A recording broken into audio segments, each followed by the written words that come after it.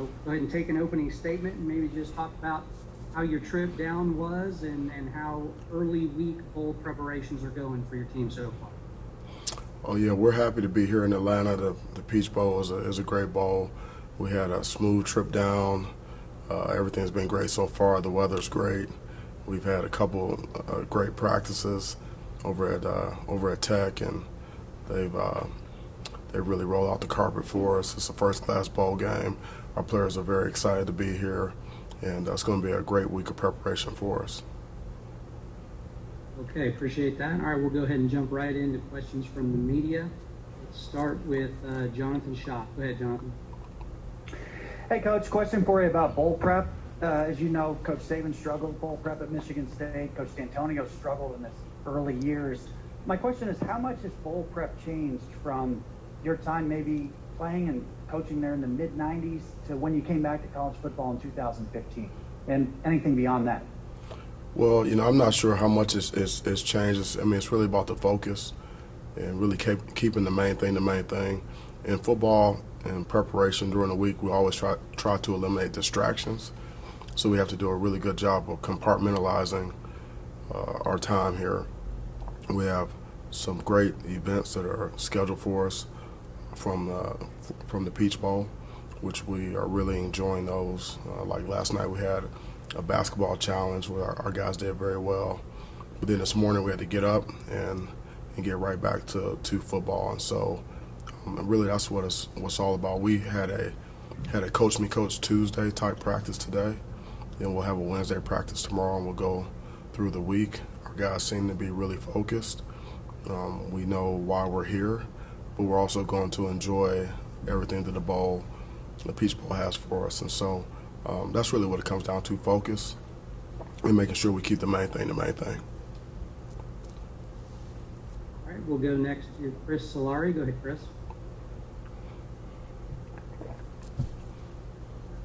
I hope you had a good Christmas. I'm wondering, we obviously know Kenneth has opted out. Do you have any other players who are opting out of the game, or do you anticipate any others opting out between now and Thursday? And the second part is, how do you replace a guy like Kenneth? Yeah, it's hard to replace a guy like Ken. You really can't do that. But we have, other players obviously on our roster at that position that are going to be next man up, and they're going to step up and get the job done. And we have a plan for that. And I feel really good about our run game. And right now in our preparation, we have a few guys that have decided not to play. And so, I support that. And then we have some guys that are dealing with injuries that are either out or trying to play. As a follow to that, you did mention prior that you would let us know who those guys were, or Yeah. do you not plan on letting us know? Yeah, Michael Dowell's in the portal. He's not planning to play in the game. And then we have a couple of guys that are doubtful. I think I would say Crouch is doubtful. Hunt is doubtful. Horse is questionable. And I think everyone else is trying to get to the game, trying to play. All right, we'll go next to Matt Wenzel from MLive. Go ahead, Matt.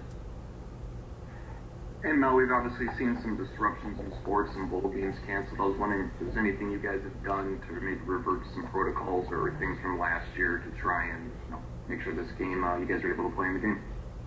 We're just handling the protocols and following the ones that are set forth by our medical staff and by the bowl. We're nearly at 100% vaccinated, and we haven't had any substantial issues during the season relative to COVID. And so so far this week we've been good, and so I don't anticipate any disruptions for the rest of the week.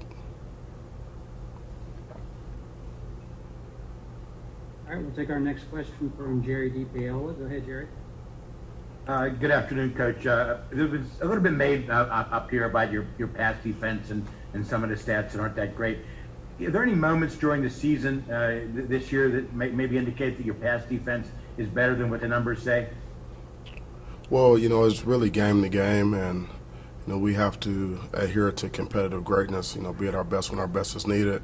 Our best is going to be needed in this game, absolutely. And so really the past is not predictive of the future unless you don't change the behavior. And so we made some adjustments. Our guys have worked really hard with the rush and the coverage working together, and we anticipate playing a better pass defense in this game.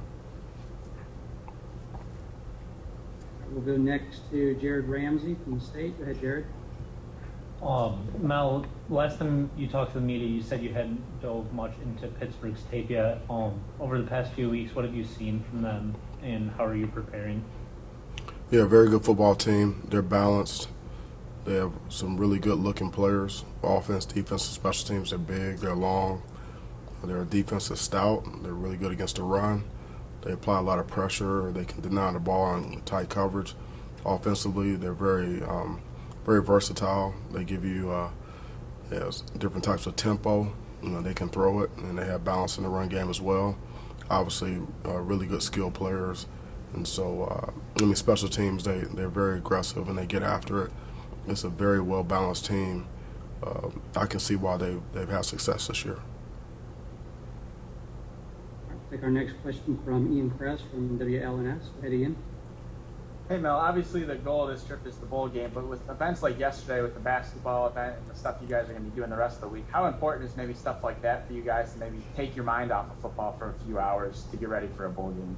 I think it's important. Our guys love to have fun, and yesterday was a competition, and so the guys kind of lit up a little bit, and that was after a Christmas dinner, and then some of the staffers, the young kids got called up to take pictures with Santa, and so I think the players enjoyed that, and then they had a kind of a choir group that was singing Christmas carols for us during dinner, and then our players kind of shamed a couple of our guys that go up and sing. Jazz Watson and Nick Samac, they go up and sing with them. So they did that, and then the basketball challenge, guys were hooping and hollering and getting after it there. And we've got some guys on our team that were big-time hoopers in high school, and so they went in there and carried the load for us and did a great job. And so it was fun, and it was a good way to relax, and it was just a good team. Just a very, very good team atmosphere and family atmosphere, and I think our guys got a lot out of it.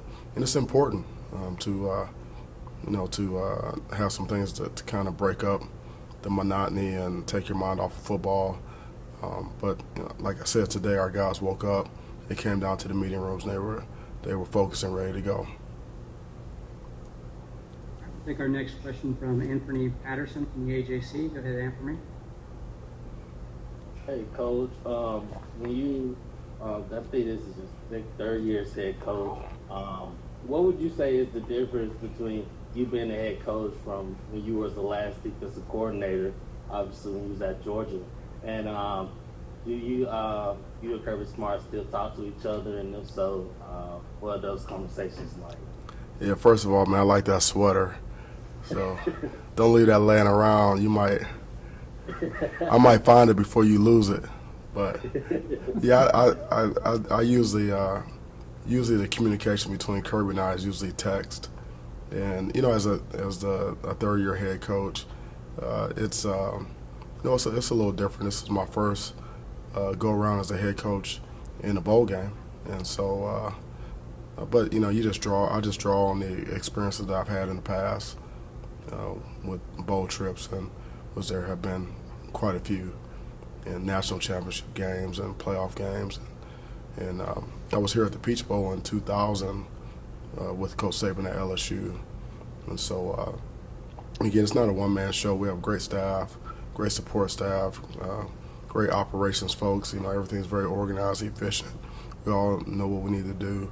And it's really we're just relocated, and we're doing what we do. Keep the main thing the main thing. We have a process, and we're following the process down here in the A. All right, next question will go to Matt Charbonneau. Go ahead, Matt. Mel, I would ask you about, you mentioned your staff, obviously, since we've talked to you last, William Piegler, going to Florida. and obviously Tillman earlier than that. I'm just wondering the challenge now of a bowl game, knowing these changes are coming, but still having William around. It change things at all for you? And I guess what do you do now? What's your timetable looking forward in terms of those two staff positions? Yeah, it doesn't change much at all. And the guys are still coaching hard. Really happy for them. Coach Till gets a chance to go back and coach his alma mater, and he's a Georgia native, and so that's a great opportunity for him to have the entire back rack. And then Peegs is reuniting with Billy, who's been a great mentor to him, and he's probably about 4 hours and 15 minutes away from his folks in South Carolina, his dad, and so it's a really good opportunity for him. But in terms of our preparation, it doesn't really change much. I'm going to take my time with the hires and make sure we get the folks in here that will be the right fit for our culture. All right, we'll go next to Stephen Brooks. Go ahead, Stephen. You guys, hey Mel. What's up, Just Steve? touching on your Georgia experience. One of their players, I think it was a linebacker, came out in the media the other day. Said he texted you about just some tips about playing Michigan and feedback about obviously having been the only team to beat them. How much of that have you gotten? And can you share with us a little bit about what you share about what you saw in that team? Obviously playing in the playoff with them here. Yeah, I hadn't got a lot of that, and obviously, Kirby and those guys don't need much from me in terms of preparation and getting ready.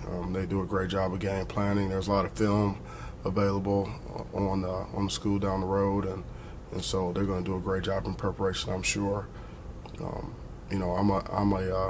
Obviously I'm a Big Ten guy first and foremost, and so it's UGA is I can only do so much for them, but they really don't need my help. Gotcha. All right, everybody. I think we've got time for about 3 more. Next, we're going to go to Dan Tortora. Go ahead, Dan.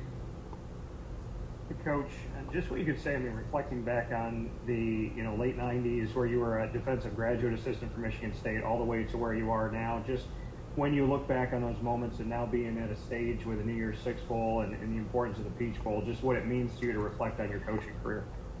Yeah, I haven't had a whole lot of time to reflect, but it's gone fast. I can tell you that much.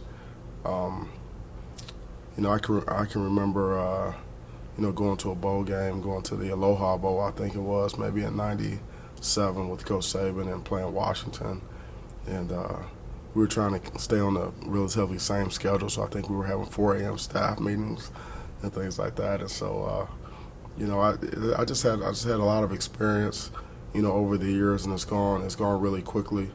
I've learned a lot over the years in terms of bowl preparation and how to maximize our opportunities and from a practice standpoint to make sure our guys are healthy and fresh, ready to go in the game. But I've enjoyed every moment of it. But I tell you what, man, the time flies. Someone on social media posted a picture of me back in the day. I had a lot more hair back then, man. It's like, I don't know, man. It's different. Hey, good luck. All right, let's go back to we'll go back to Chris Solari. Go ahead again, Chris. I understand the hair back in the day comment, believe me. I feel that.